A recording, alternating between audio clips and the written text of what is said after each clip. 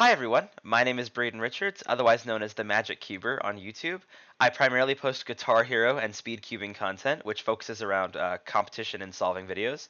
And today I wanted to thank TheCubicle for inviting me to come talk to you about something I'm very passionate about, which is mirror blocks, and specifically the GAN Mirror M. When I initially unboxed this cube, I didn't really know what to think because I had been using non-magnetic mirror blocks for so long.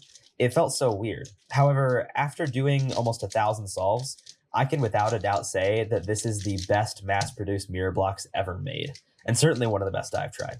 The magnets are just the right strength to help with turning accuracy, but not to overcorrect.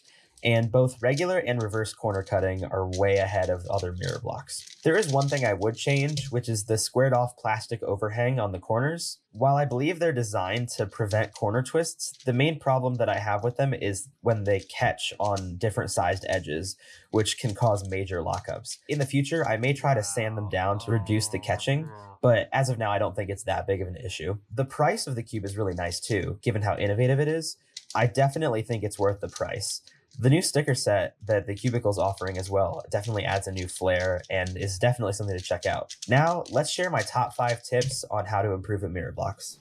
First, and probably the most important, is choosing a starting side and sticking with it. While some people may believe that dual neutrality or full neutrality, like on 3x3, might be worth it, I can positively say that getting used to one side is the best option, since the turning style is different with each side, and having to get used to it on all of the sides may hinder your solving. For choosing the biggest side or the smallest side, there are pros and cons to each. For the small side starting out, the best pro I can say is feel. There really is no angle to hold the cube with the small side on bottom that feels unnatural, and I can't really say the same thing with the big side. Another pro is F2L solving, as some may feel that handling the smaller pieces initially will be more comfortable. However, the main downside for small side is definitely recognition. Having to find all of the smallest and flattest pieces for cross in inspection and then recognize very similar pieces in last layer for the big side can become kind of challenging. For the big side on bottom, the best pro is absolutely recognition. For cross and F2L, it's very easy to differentiate between which pieces need to be where, and for last layer, knowing which pieces are unoriented is especially easy. Like this. I also feel more comfortable turning quicker on big side first, but this could also be personal preference. The biggest downside when it comes to doing big side first is probably feel, as the bigger pieces are obviously much bigger than any normal 3x3 piece, and it can definitely be hard to getting used to. Overall, it comes down to personal preference, and there are people who are fast at either side, such as me with big side or Sepomania with small side. Second, use your normal solving method. Now, if you're used to using a colored recognition sort of method like ZZ, it may not be the best option. Sorry, Phil. But you may be able to get good at it with practice. For now, I'll just discuss the 2 most popular solving methods. For CFOP, it may be helpful to initially stick with layer by layer to get used to how the pieces operate and which pieces go in each layer, but then move to F2L when you're more comfortable. For Ru, it may be best to start with small side, as that is the best side for doing slice moves. While splice moves are certainly possible on the big side, they're awkward to say the least. Third, which is primarily just for CFOP solvers, is to initially have an F2L order. When you move on from LBL to F2L, start out by doing your F2L pairs in a specific order. For me, when I started to get faster, my order was from the biggest corner to the smallest corner, with the other 2 corners sort of in between or interchangeable. Now, if you have an obviously easy case like this, for example, or even just like, let me set one up here. Just like this, then obviously it's fine to go out of order and do the easy case first. However, having this initial order is kind of like having a pin order on clock. It helps with fluidity and consistency. Once you're more comfortable with how the pieces look, feel, and operate during F2L, then you can start moving away from your F2L order. I eventually started doing the 2 smallest F2L pairs interchangeably, and then I eventually was able to start with any pair. And then soon after that, you may even be able to start planning first pair in inspection or doing X crosses. Next, compare cases on a mirror blocks with a regular 3x3 to get used to how they look. This especially applies to last layer, where recognition is not as simple as just colored opposites or pairings.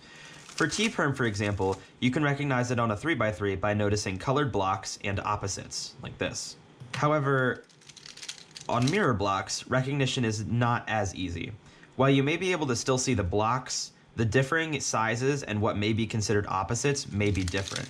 And this is especially apparent when you do different AUFs, how it may look certainly different. See that? The best thing to do is recognizing blocks and similarities.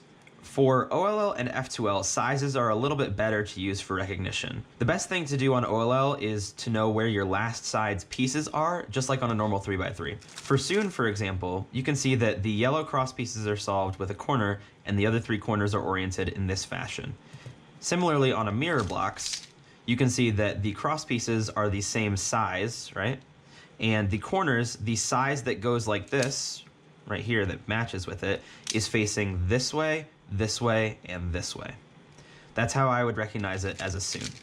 Same thing for something with unoriented cross pieces like F sexy F prime, where you have corners here like this and these 2 pieces right here. You can see that those 2 pieces orient this way and those 2 orient this way with these and these flat. And now if I were to do it on the big side, you can see it's kind of similar with these 2 pieces and these 2 pieces unoriented. Now with an F2L pair, one thing to just kind of recognize is an easy case like this. You can see how this piece, obviously this color matches with this color, so you can recognize it that way. But with this one, you know that this piece goes with this side, so it's the biggest side. And if you turn it like this, you can see that it matches here. This kind of comes with just solving and getting used to it, but you can usually be able to recognize like when a piece is flipped, for example, like this. You can see the 2 sides are different right here, or 2 sizes.